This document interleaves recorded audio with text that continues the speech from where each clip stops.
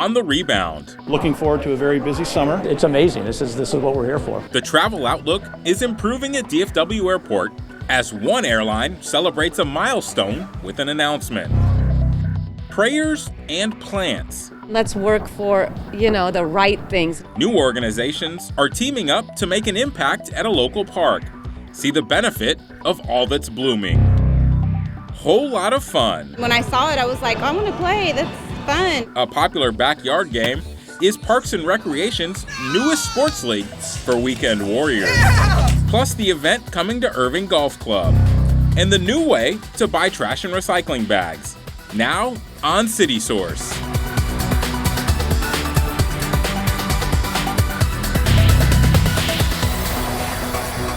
A new tenant will fill several floors of Williams Square, bringing hundreds of jobs to Irving.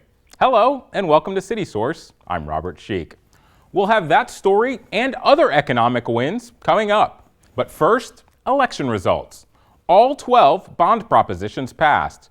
Those propositions addressed funding for a range of city needs and facilities. And in the city council races, in single-member District Place 4, incumbent Phil Riddle retains his seat. And in at-large District Place 8, voters elected Pastor Dennis Webb. Find more details at cityofirving.org/elections. We have news of several economic wins to share. Fortune 100 company Caterpillar is leasing several floors in the West Tower of Williams Square. The company, which makes construction and mining equipment, will consolidate its electric power division, leadership, and support teams in Irving. The company expects to make the move early next year. The announcement comes as the City of Irving is renovating Williams Square Plaza by adding green space and other features, all still focused around those iconic Mustangs. The Metro Tex Association of Realtors broke ground on its new headquarters, which are being built on a 10-acre site on Kinwest Parkway. The association shared some renderings of its new building on Facebook. Construction is expected to take about a year. Staying with economic development news, we have all seen how COVID-19 hurt the travel industry. Now, there are signs of a strong rebound this summer. Thomas Gandy went to DFW Airport for one airline's special announcement. DFW has Spirit! And it's about to get more. Spirit Airlines announced new nonstop flights from DFW Airport, Pensacola, Florida, and Puerto Vallarta, Mexico. The announcement comes as Spirit celebrates 10 years of service from DFW. It's awesome to be growing again, to see our guests coming back, and to celebrate 10 years at DFW. It's really, really fun. The good news is especially welcome here after seeing the impact of COVID-19 on air travel. Few industries were hit harder than travel and tourism. At DFW at times last year, our traffic was off more than 90%. But as we saw during our visit to Terminal E, vacationers are returning. I tell people, if you haven't bought your plane tickets, you're late. We are seeing demand start to come back as vaccinations go up and case counts come down and people are becoming more comfortable with the idea of travel. They're looking for those leisure destinations. We actually think from a domestic perspective, the summer is going to look pretty similar to summer 19. I think overall we'll be at about 80-85% of total traffic. DFW Airport is predicting it will emerge from the pandemic stronger than before. For a couple reasons. One, we're sitting in North Texas, and this is an incredibly dynamic, the economy here is booming. The other thing, we saw American Airlines make some decisions in their network planning. So there's been an actual structural shift in American's network, and DFW Airport has benefited. A couple of challenges are still ahead. International travel is expected to take longer to rebound amid restrictions and uncertainty. Business travel is also lagging. Small and medium businesses, we've seen them actually out traveling. The folks who really aren't traveling right now are kind of the big multinational corporations, the Fortune 500 type companies. Their travel is still down, but we are seeing that come back. We think it's going to accelerate in the fall. Spirit Airlines serves mostly leisure travelers, so its team members are especially confident. Along with the new routes they announced, they are increasing flights to Cancun and resuming service to several other destinations from DFW. As this Metroplex grows, we would like the opportunity to grow along with them. When an airline makes a commitment to a market, it's a multi-million-dollar, usually tens of millions of dollar multi-year commitment. So it's a big investment for an airline team, and we're grateful for Spirit Airlines' confidence in the North Texas region. And that's why, even if your summer plans do not involve travel, you may still benefit from what's happening here. Irving residents and people throughout the DFW region benefit from this airport being an economic driver. Talk about the impact. 5 years ago, we were delivering more than $37 billion in economic impact to the North Texas region. And this is something that, we obviously focus on running this airport, but we're running this airport on behalf of the citizens of this region, and we take that very seriously. Serious impact and serious fun, accessible through DFW International Airport. Thomas Gandy for City Source. There's a new quick and convenient option at City Hall for Irving residents looking to protect the environment. Blue recycling bags, along with regular black trash bags, are now available for purchase in a vending machine. The machine is located on the first floor of City Hall and accepts cash, credit, and debit cards. Two groups are coming together to make a difference at Birds Fort Trail Park. Along with their actions, they are saying prayers for the planet. Thomas is back with that story.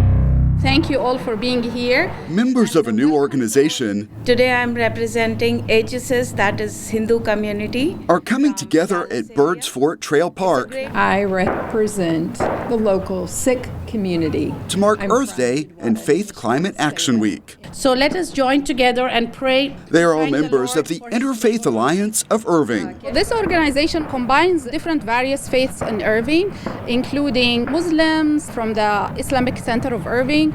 We have the Baha'is of Irving. We have the Dawoodi Bohras, the Unification Church, among other churches. We have the Hindu community, especially the HSS organization. And we have Buddhist representative, and the Sikh community is a very active contributor to our Interfaith Alliance. I don't want to forget anybody. The universe in its entirety. The organization formed during the pandemic and has already taken on a lot of community service projects, leading food drives and more. We also had a winter coat drive that supported some of the churches in the area. So we're trying to be involved in the community and answer any of the needs as faith groups. We're not pushing our agenda. We're not pushing our religious views. We're just coming together to be part of a community to serve others. These are some new things that have now come out. On this day, the focus is on the planet they all share. There are easy ways. They are getting lessons on composting, And they call this stuff black gold. before moving to the newly restored butterfly garden at this park. This project is the result of over 300 volunteer hours put in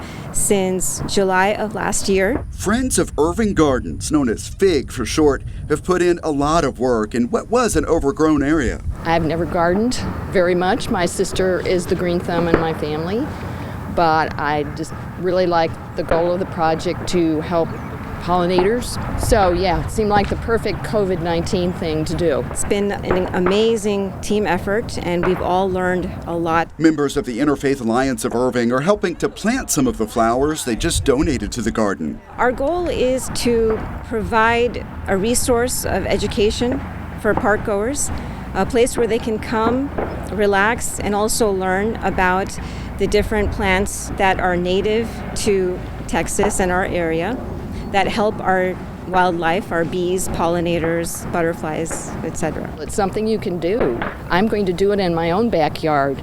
It's going to be a challenge, but it's a good challenge. It's very doable.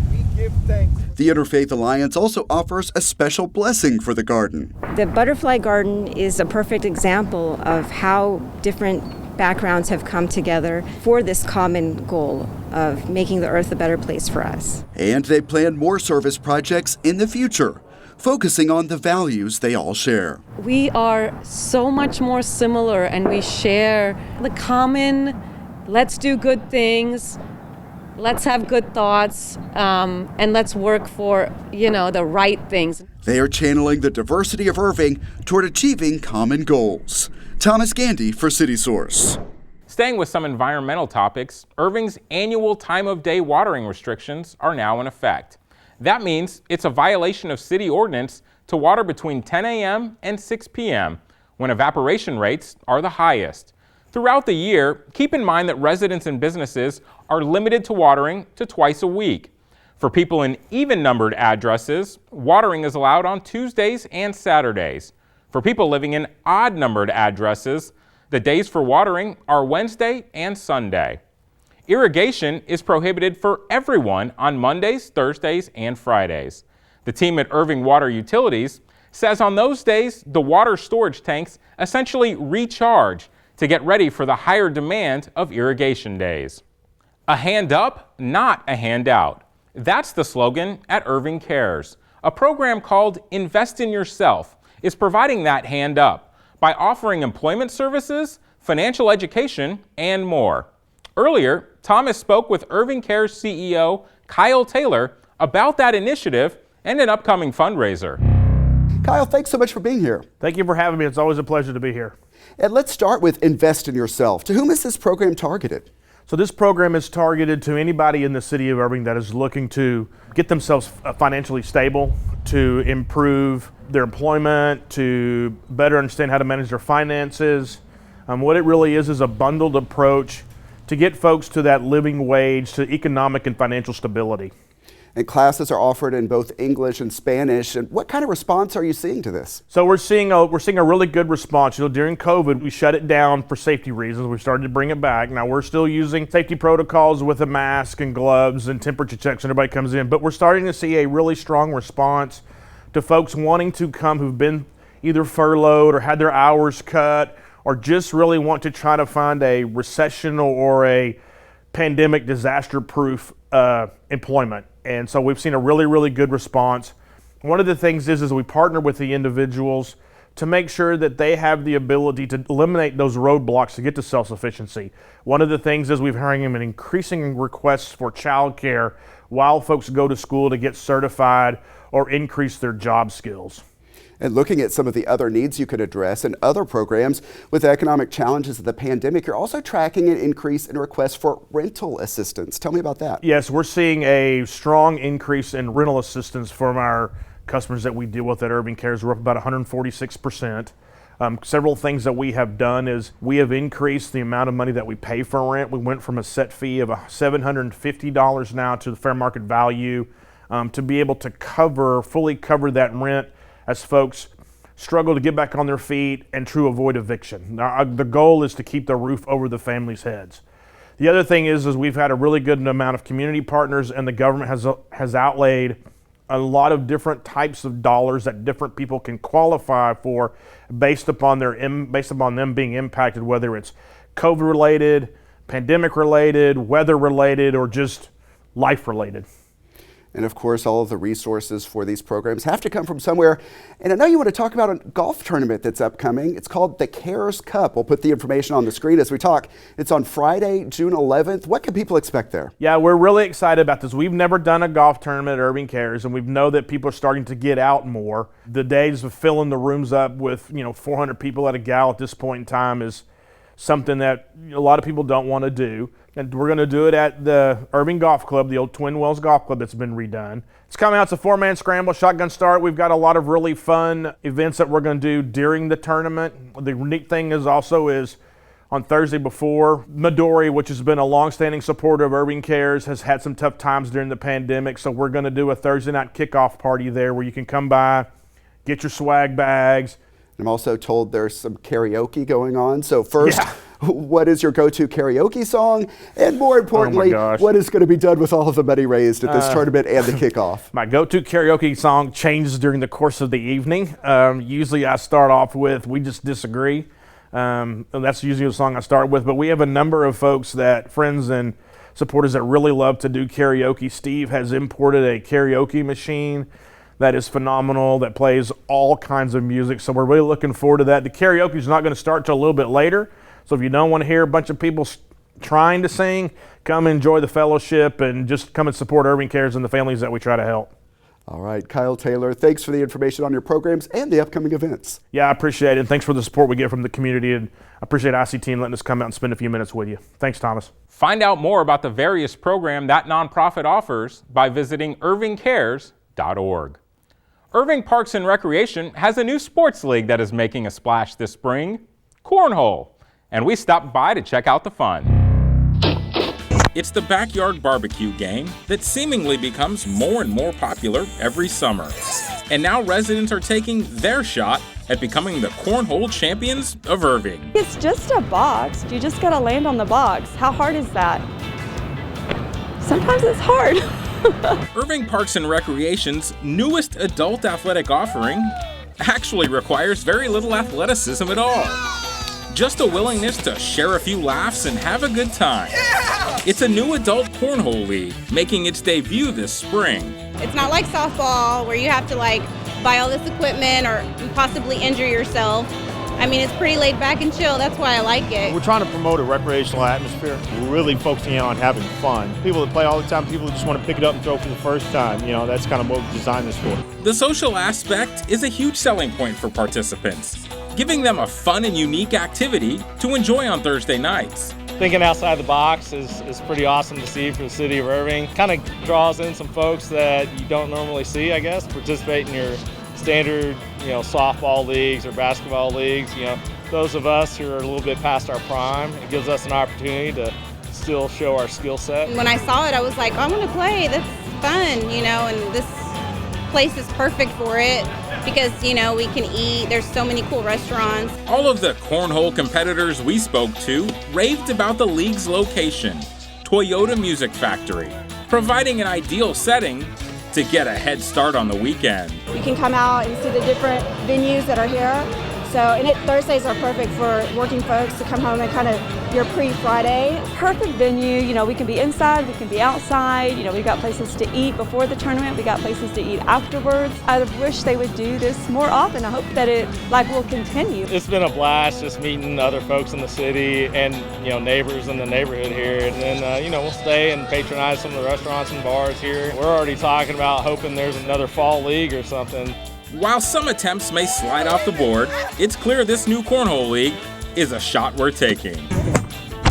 That's not the only exciting new offering from Parks and Recreation this May. Friday evening means it's time for adult recess. A variety of games ranging from ping pong to Connect 4 to tetherball. And just about anything else you can think of are set up on the Texas Lottery Plaza at Toyota Music Factory. The games are available for anyone to play, whether you're a kid or just a kid at heart. This was awesome. It was so much fun. We started at ping pong and then we came over to this hacky sack game and it was so much fun. I loved it. It's awesome because if you look around, you can see all these little kids and everybody in this community that are getting a chance to mingle. And the more that happens, the better off we can be. I think it's a full society. So it's pretty awesome to see all these smiling faces and everybody out here running around, adults playing with kids and kids playing with kids and everything. Adult recess runs from 6 to 8 p.m. on Friday evenings through the end of May, weather permitting. All right, it's time now for Pet of the Week. Joining us is Michael Whiteside from the DFW Humane Society. And Michael, it looks like you have a little friend with you there today. I do, and I'm so excited because it's so rare that we actually have puppies for very long in the shelter.